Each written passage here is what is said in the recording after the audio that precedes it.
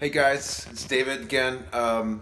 Just going over everything that I've done. I just got home. I sanitized everything. My phone, my keys, my shoes have been sanitized. I washed my hands, of course. I set my diffuser. Have my TV on. It's winter time, so I can't really have the fan on. Getting ready for dinner.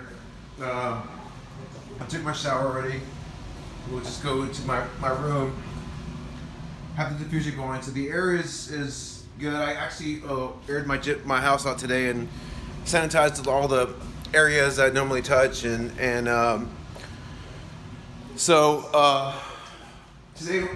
I'm going to go over something that's a big issue in America right now, and that's food insecurity because of the food shortages. And if you can see here, I'm making black beans, and here I have white rice, okay? And that happens to be one of my, a large part of my diet. Here's a shake I make. I'll go over that another time with you, but the wonderful thing about beans and rice is that they are gluten-free.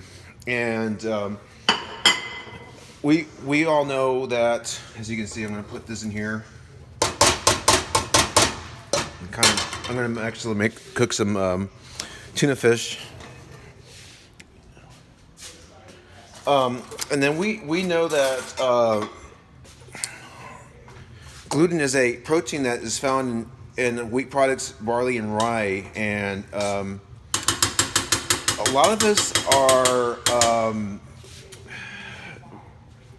actually allergic to that protein, and what it does is it causes inflammation in the lining of the small intestine, and the small intestine is where most of the absorption of the nutrients that we eat from the food go into the blood. I mean, it takes 3 to 10 hours for that process to occur. I mean, 2 to 3 hours for the stomach to digest, and then from 3 to 10 hours for the small intestine for the absorption. And the small intestine, there's a lot of digestive juices and enzymes that work together with the liver and pancreas, and that's why most of the absorption takes place. So if you're getting inflammation in the small intestine that causes malabsorption, then that's not going to really help your body with nutrients and your immune system as well. So another thing about beans and rice is that they're very cost effective. About 1 pound of rice is between $1 to $5, and 1 pound of dry beans that you can cook on a crock pot. See, I have a crock pot here. I can just put a pound and cook them. Costs less than $1. Let me see what else I can think of with the availability. And so if you have celiac disease, I think a lot of us don't know we have celiac disease. I mean, it's just you might want to get checked for that, but not right now with what's going on. But that's the thing about rice and beans, is that it's cheap, and they provide a lot of nutrients. This 1 can of the black beans has approximately about 25 grams of protein, which is a good amount of protein. And I fast, but if you think about it, it's very cost effective, and if you can eat modestly and chew your food and stuff, and drink water, and you take your time to chew foods, I mean, that would fill you up. I think that rice and beans can fill you up with a great meal, and like I said, it's gluten free, so it doesn't cause the inflammation that it causes in a lot of people. I don't think a lot of people know if they have celiac disease or they're gluten intolerant. I think that's becoming more and more prevalent with all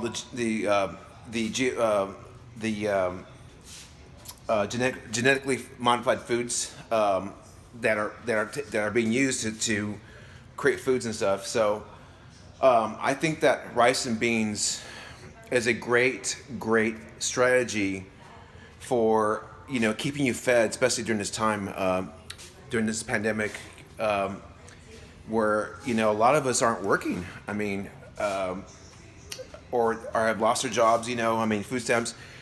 And like I said, a pound of beans is less than $1, and then a pound of rice is between $1 to $5. So it's very cost effective, and that can do a lot. I mean, this here is look at this here.